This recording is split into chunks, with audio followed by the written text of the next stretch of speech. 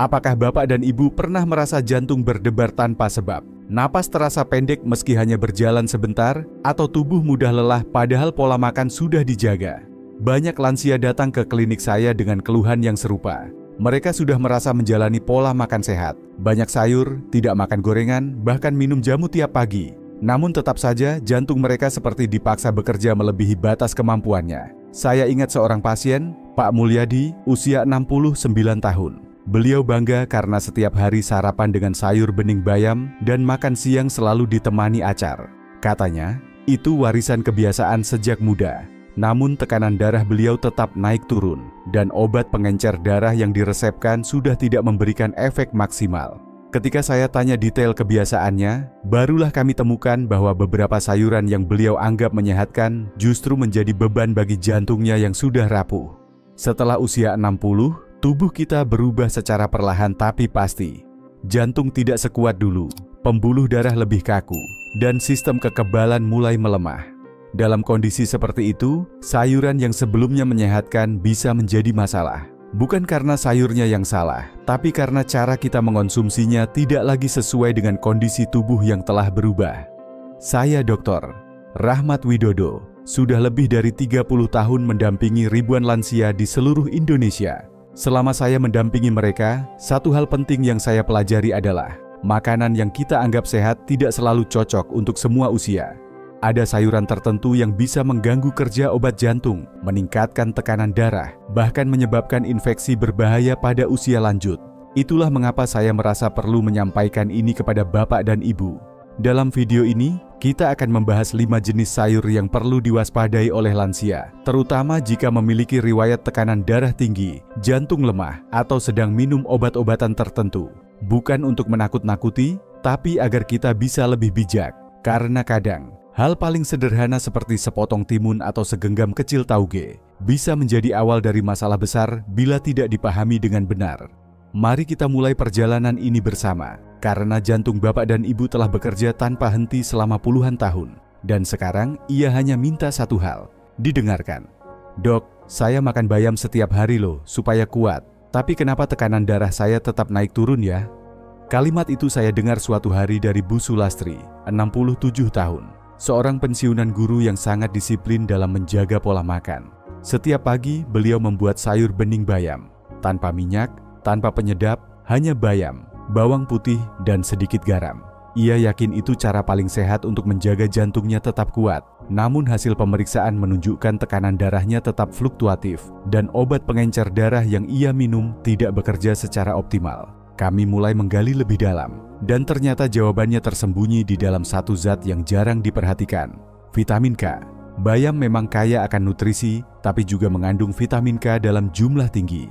Bagi orang muda itu bukan masalah, tapi bagi lansia yang sedang mengonsumsi obat antikoagulan seperti warfarin atau obat serupa, kelebihan vitamin K bisa membuat darah jadi lebih kental dari kadar normal yang dibutuhkan.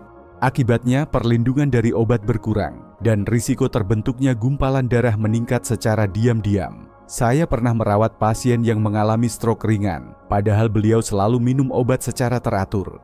Setelah kami evaluasi, ternyata ia baru saja mengganti menu makannya menjadi smoothie bayam tiap pagi. Perubahan sederhana itu, yang tampak sehat dari luar, ternyata cukup untuk mengganggu keseimbangan terapi yang sudah stabil bertahun-tahun. Bukan berarti bayam harus dihindari sepenuhnya. Namun setelah usia 60, konsumsinya harus lebih konsisten dan dalam jumlah yang sesuai. Jangan makan banyak hari ini, lalu berhenti total besok. Fluktuasi inilah yang membingungkan tubuh dan mengacaukan kerja obat.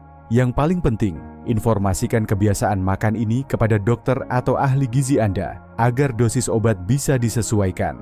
Setiap orang punya kondisi medis yang unik. Apa yang cocok untuk satu orang belum tentu cocok untuk yang lain.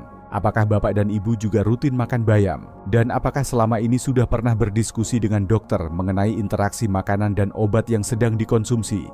Jika belum, mungkin sekarang saatnya untuk mulai melakukannya. Bayangkan piring makan siang yang sederhana, nasi hangat, tempe goreng, dan 1 sendok acar mentimun di pojok piring. Rasanya segar, asam manisnya membangkitkan selera.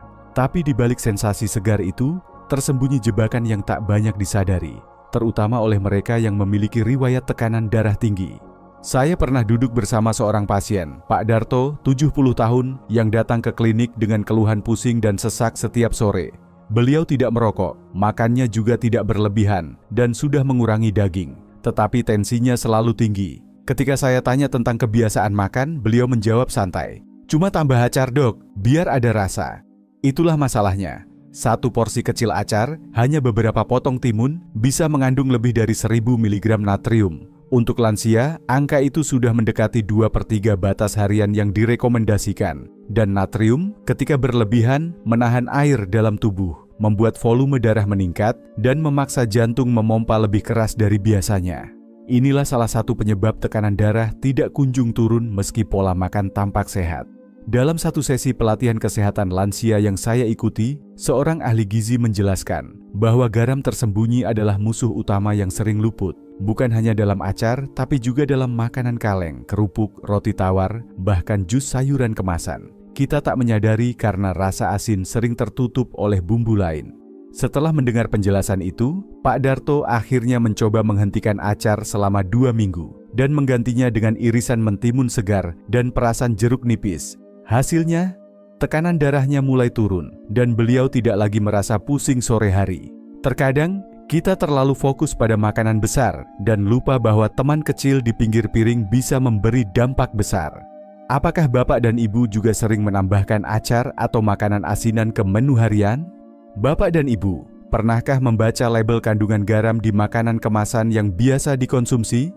Kalau belum, mungkin sudah waktunya kita menjadi lebih waspada, karena jantung Bapak dan Ibu tidak butuh kejutan asin yang diam-diam mengganggu harinya. Dan bukan hanya rasa asin yang perlu kita perhatikan. Rasa pedas, yang sering jadi kesayangan di meja makan, juga bisa menjadi tantangan tersendiri, terutama bagi jantung yang sudah bekerja keras selama puluhan tahun. Di hampir setiap rumah tangga Indonesia ada sambal favorit keluarga. Tanpa pedas, makanan terasa kurang lengkap. Cabai merah, baik dalam bentuk bubuk, irisan segar, maupun tumisan, menjadi bagian tak terpisahkan dari cita rasa harian kita. Namun setelah usia melewati 60, tubuh mulai merespons rasa pedas dengan cara yang berbeda. Cabai mengandung capsaicin, zat alami yang membuat mulut terasa panas dan tubuh berkeringat. Zat ini menstimulasi saraf di mulut dan saluran cerna, lalu mengirimkan sinyal ke otak untuk melepaskan adrenalin. Akibatnya, pembuluh darah menyempit sementara, detak jantung meningkat, dan tekanan darah bisa melonjak. Bagi orang muda dan sehat, reaksi ini biasanya tidak masalah, hanya efek sesaat. Tapi pada lansia, terutama yang memiliki riwayat tekanan darah tinggi, detak jantung tidak teratur, atau pernah mengalami serangan jantung, lonjakan kecil ini bisa berubah menjadi beban yang berat bagi jantung yang mulai melemah. Sebuah penelitian dari American Journal of Clinical Nutrition mengamati lebih dari 4.500 orang lanjut usia dan menemukan bahwa konsumsi cabai pedas secara rutin berkorelasi dengan peningkatan insiden hipertensi yang tidak terkontrol, terutama pada mereka yang sudah mengonsumsi obat jantung. Lonjakan tekanan darah setelah makan cabai, meski hanya sedikit, bisa memperburuk kerja otot jantung yang sensitif terhadap perubahan. Saya sering menjelaskan hal ini dalam sesi konsultasi kepada pasien dengan cara sederhana. Bayangkan jantung Anda seperti mesin mobil tua. Sekali 2 kali digeber mungkin masih bisa, tapi jika setiap hari diberi kejutan oleh rasa pedas, mesin itu akan cepat aus. Tentu saya tidak meminta Bapak dan Ibu untuk berhenti menikmati makanan. Tetapi ada banyak alternatif rasa yang lebih bersahabat dengan jantung. Daun kemangi, jahe yang hangat di perut, kunyit yang menenangkan peradangan di dalam tubuh, atau perasan jeruk nipis yang segar. Pertanyaannya sekarang, apakah Bapak dan Ibu pernah merasa berdebar, pusing, atau gelisah setelah menyantap sambal atau makanan yang terlalu pedas? Jika ya, mungkin tubuh sedang memberi sinyal bahwa waktunya mengubah cara kita memanjakan lidah. Rasa yang enak tidak selalu harus datang dengan risiko. Kita hanya perlu belajar mengenali mana yang membuat tubuh kita nyaman dan mana yang diam-diam melelahkan jantung kita dari dalam. Saya masih ingat jelas wajah Pak Suraji saat beliau dibawa ke ruang UGD. Usianya 73 tahun, pensiunan petani dari daerah pedesaan Jawa Tengah. Beliau pingsan di dapur setelah bangun pagi dari tempat tidur, mengeluh pusing, lalu jatuh tanpa sempat bicara. Tekanan darahnya sangat rendah dan terdapat memar luas di bagian lengan serta perut. Setelah stabil, kami mulai menelusuri penyebabnya. Tidak ada infeksi, Tidak ada gangguan jantung mendadak. Tapi ada satu kebiasaan yang langsung menarik perhatian kami. Setiap pagi, Pak Suraji mengunyah 2 siung bawang putih mentah dengan perut kosong. Dilanjutkan dengan minum air putih hangat. Katanya, itu resep warisan keluarganya untuk melancarkan darah dan mencegah stroke. Bawang putih memang memiliki banyak manfaat. Ia dapat membantu menurunkan kadar kolesterol, memperlancar aliran darah, bahkan bersifat antioksidan. Tapi seperti obat apapun, efeknya tidak selalu netral, apalagi jika dikonsumsi mentah, dalam jumlah besar, dan dalam jangka waktu lama. Pada kasus Pak Suraji, bawang putih mentah yang ia konsumsi setiap hari ternyata memperkuat efek obat pengencer darah yang sudah ia minum secara rutin. Kombinasi ini membuat darahnya menjadi sangat encer, di luar batas aman bagi tubuh. Akibatnya, tekanan darah turun drastis, pembuluh darah rapuh mudah pecah, dan perdarahan dalam tubuh tak bisa dicegah. Saya sering menyampaikan kepada pasien lansia bahwa alami bukan berarti aman mutlak. Justru karena usia kita sudah lanjut, tubuh jadi lebih rentan terhadap zat aktif, bahkan yang berasal dari tumbuhan alami sekalipun. Jika Bapak dan Ibu sedang mengonsumsi aspirin, clopidogrel, atau obat antikoagulan lainnya, konsumsi bawang putih mentah secara rutin dan tanpa pemantauan bisa menjadi masalah. Efeknya tidak langsung terasa, tapi perlahan bisa mengganggu fungsi organ tubuh secara menyeluruh. Bukan berarti bawang putih harus dihindari sepenuhnya. Ia tetap bermanfaat, asal digunakan dengan bijak. Memasaknya lebih dulu bisa mengurangi efek antikoagulan tanpa menghilangkan seluruh manfaatnya. Dan tentu, bicarakan dengan dokter jika Bapak dan Ibu ingin menjadikannya bagian dari rutinitas harian. Apakah Bapak dan Ibu juga punya kebiasaan minum ramuan atau bahan alami tertentu tiap pagi? Sudahkah hal itu didiskusikan dengan tenaga medis? Kadang, niat baik menjaga kesehatan justru bisa berbalik menjadi ancaman tersembunyi bila tidak dibarengi dengan pemahaman medis dan bimbingan profesional. Tauge seringkali dianggap sebagai pelengkap segar dalam sepiring makanan. Renyah, ringan, kaya enzim alami. Ia ditaburkan di atas gado-gado, soto, pecel, atau kadang dimakan mentah sebagai lalapan. Tidak sedikit lansia yang memilih tauge karena dianggap makanan sehat, membantu pencernaan, dan memberi energi. Namun, ada satu hal penting yang jarang dibicarakan. Bagaimana tauge tumbuh? Tauge dibudidayakan dalam kondisi lembab, gelap, dan hangat. Lingkungan yang juga sangat disukai oleh bakteri berbahaya seperti Salmonella, E. coli, dan Listeria monocytogenes.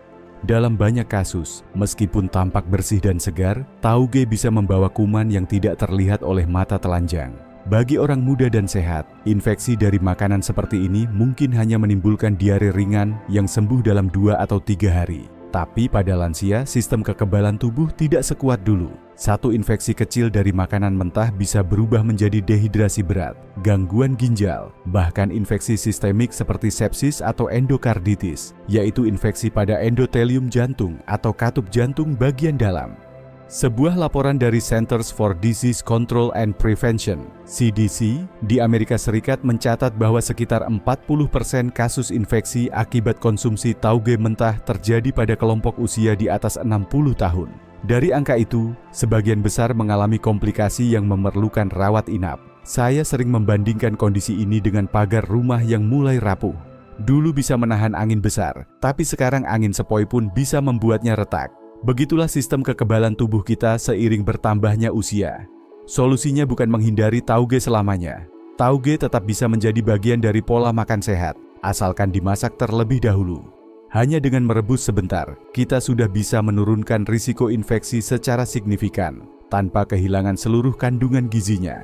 Selain itu, penting bagi lansia untuk memperhatikan kebersihan bahan makanan, alat masak, dan penyimpanan. Hal ini penting, karena bahkan makanan sehat pun, bila tidak disiapkan dengan tepat, bisa menjadi pintu masuk bagi penyakit yang tak terlihat. Apakah Bapak dan Ibu biasa mengonsumsi tauge mentah? Atau menyimpan bahan makanan terlalu lama di suhu ruang?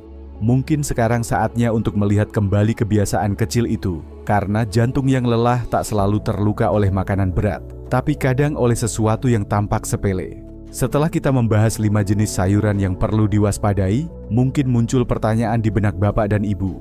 Kalau begitu, sayur apa yang benar-benar aman dan justru bisa membantu jantung saya tetap kuat? Pertanyaan ini sering saya dengar di ruang konsultasi, Banyak pasien datang dengan rasa cemas setelah tahu bahwa makanan yang selama ini dianggap sehat ternyata menyimpan risiko tersembunyi. Tapi saya selalu menjawab dengan tenang. Kita tidak perlu takut pada makanan. Kita hanya perlu tahu mana yang sesuai dengan tubuh kita. Dan hari ini saya ingin berbagi tentang 2 jenis sayur yang sangat baik untuk kesehatan jantung Bapak dan Ibu. Sayur-sayur ini seringkali terlupakan, bahkan kadang dianggap tidak penting. Padahal manfaatnya luar biasa, terutama jika dikonsumsi secara rutin setelah memasuki usia lanjut. Pertama, mari kita mulai dengan daun kelor, si kecil yang penuh kekuatan. Di banyak desa, daun kelor tumbuh liar di pekarangan. Tapi siapa sangka, daun mungil ini menyimpan manfaat besar bagi jantung. Ia mengandung antioksidan tinggi, seperti quercetin dan asam klorogenat, yang dapat membantu menurunkan tekanan darah secara alami dan melindungi dinding pembuluh darah dari kerusakan akibat penuaan. Dalam pengalaman saya, pasien yang mulai mengonsumsi daun kelor dalam bentuk sayur bening atau teh kelor melaporkan perasaan lebih ringan di tubuh, tidur lebih nyenyak, dan tekanan darah cenderung stabil. Daun ini juga rendah sodium serta kaya akan kalsium dan magnesium, kombinasi ideal untuk mendukung detak jantung yang teratur. Bahkan dalam beberapa pengamatan sederhana yang saya temukan dalam jurnal gizi di Asia, konsumsi daun kelor secara teratur selama beberapa waktu terbukti membantu menurunkan tekanan darah sistolik secara alami pada lansia. Bukan dengan cara tiba-tiba, melainkan perlahan dan stabil, mengikuti irama alami tubuh yang sudah menua. Selanjutnya, mari kita bicara tentang jantung pisang, sumber serat alami yang luar biasa untuk menjaga kolesterol tetap terkendali. Seringkali jantung pisang hanya dijadikan pelengkap sayur lodeh, atau malah dibuang karena dianggap tidak penting. Padahal, bahan sederhana ini sebenarnya adalah sahabat sejati bagi jantung manusia. Jantung pisang mengandung serat larut yang tinggi, rendah lemak, dan kaya akan senyawa fenolik yang bermanfaat. Kombinasi alami ini membantu membersihkan kolesterol jahat dari aliran darah, serta menjaga elastisitas pembuluh darah agar tetap lentur dan kuat seiring bertambahnya usia. Saya pernah menyarankan pada seorang pasien lansia yang kesulitan menurunkan kolesterolnya untuk menambahkan jantung pisang kukus ke dalam menu makan siang 2 kali seminggu. Beberapa bulan kemudian, hasil lab menunjukkan perubahan yang positif, bahkan sebelum ia memulai obat penurun kolesterol. Tentu saja, saya tetap memantau dan memastikan perubahan ini aman. Rasa jantung pisang yang lembut dan mudah dipadukan membuatnya cocok untuk lansia dengan gigi sensitif atau pencernaan lambat. Bisa dikukus, ditumis ringan, atau dimasak santan encer rendah garam. Bapak dan Ibu, kadang solusi terbaik bukan datang dari bahan makanan mahal atau yang viral di media, melainkan dari apa yang sudah ada di sekitar kita sejak dulu. Kelor dan jantung pisang mungkin sederhana, tapi jika dikonsumsi dengan cara yang benar, bisa menjadi perisai lembut yang menjaga jantung tetap berdetak tenang setiap hari. Apakah di rumah Bapak dan Ibu masih ada pohon kelor atau batang pisang di pekarangan? Mungkin sudah saatnya melihatnya dengan cara yang baru, bukan hanya sebagai tanaman, tapi sebagai harapan untuk kesehatan yang lebih baik. Setelah melewati usia 60, menjaga jantung bukan lagi soal menghindari semua yang berbahaya, tapi justru tentang memilih apa yang bisa mendukung tubuh kita dengan cara yang lembut dan konsisten. Seringkali saya katakan pada pasien lansia, makanan sehat bukan berarti membosankan, dan menjaga jantung tidak selalu butuh obat tambahan. Kadang, cukup dari isi piring yang kita rawat dengan perhatian. Ada banyak pilihan sayuran yang justru bersahabat dengan jantung, bahkan membantu kerja obat lebih efektif. Misalnya, brokoli kukus yang mengandung sulforafan, senyawa yang membantu melindungi sel jantung dari stres oksidatif. Wortel rebus yang kaya beta-karoten membantu mendukung elastisitas pembuluh darah. Kentang manis, selain memberi rasa kenyang lebih lama, juga kaya potasium yang membantu menyeimbangkan tekanan darah. Jangan lupakan juga kacang hijau, buncis, dan ceci. Ketiganya kaya serat larut yang dapat membantu menurunkan kadar kolesterol dan menjaga kadar gula darah tetap stabil. Bahkan, menggabungkan sayur matang seperti labu siam rebus, zukini kukus, atau sawi putih tumis ringan bisa menjadi menu harian yang tidak hanya ramah jantung, tapi juga nyaman di perut. Kuncinya ada pada cara menyiapkan. Masak sendiri, gunakan sedikit garam, tambahkan rempah seperti kunyit, jahe, daun salam, atau serai. Jangan terlalu sering memakai penyedap instan, karena rasa bisa diciptakan dari bahan alami jika kita terbiasa. Mungkin Bapak dan Ibu bertanya, apakah saya harus mengubah semuanya sekaligus? Tidak. Mulailah dari satu perubahan kecil.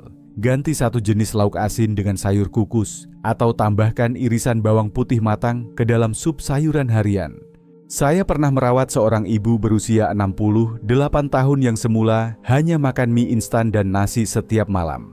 Setelah dibimbing untuk menambahkan sup sayuran hangat dan segenggam kacang rebus ke dalam menu malamnya, tekanan darah dan kolesterolnya mulai membaik hanya dalam waktu 3 bulan, tanpa penambahan obat.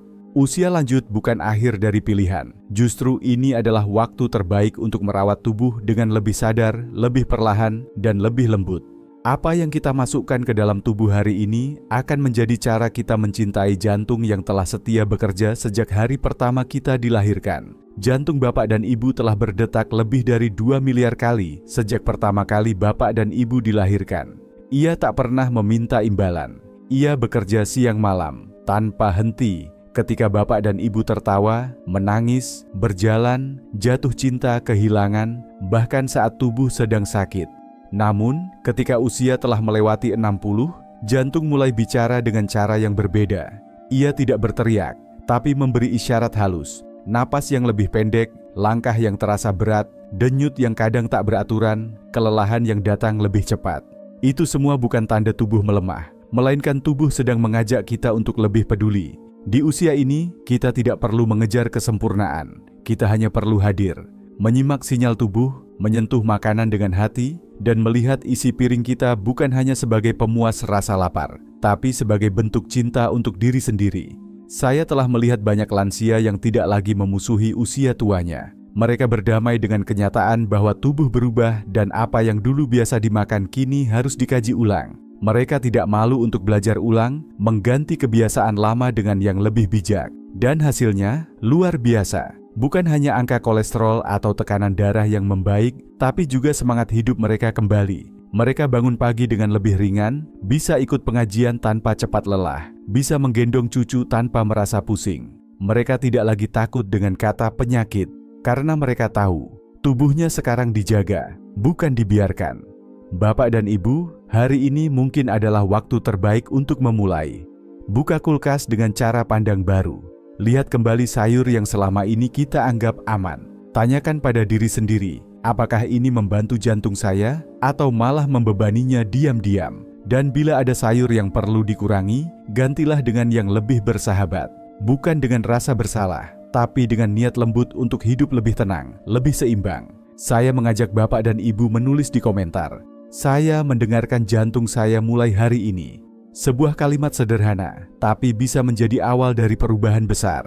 Kalimat yang bisa dibaca orang lain dan menggerakkan hati mereka untuk ikut peduli. Kalimat yang menjadi pengingat bahwa menjaga jantung bukan tugas dokter saja, tapi juga pilihan pribadi kita, setiap hari, di setiap suapan. Dan jika video ini terasa bermanfaat, mohon bagikan ke teman sebaya, saudara, atau tetangga. Siapa tahu, satu pesan kecil ini bisa menyelamatkan satu jantung lain yang sudah terlalu lama bekerja sendiri. Dan mendengarkan itu bisa dimulai hari ini, dari isi piring yang penuh perhatian dan hati yang ingin tetap hidup lebih lama.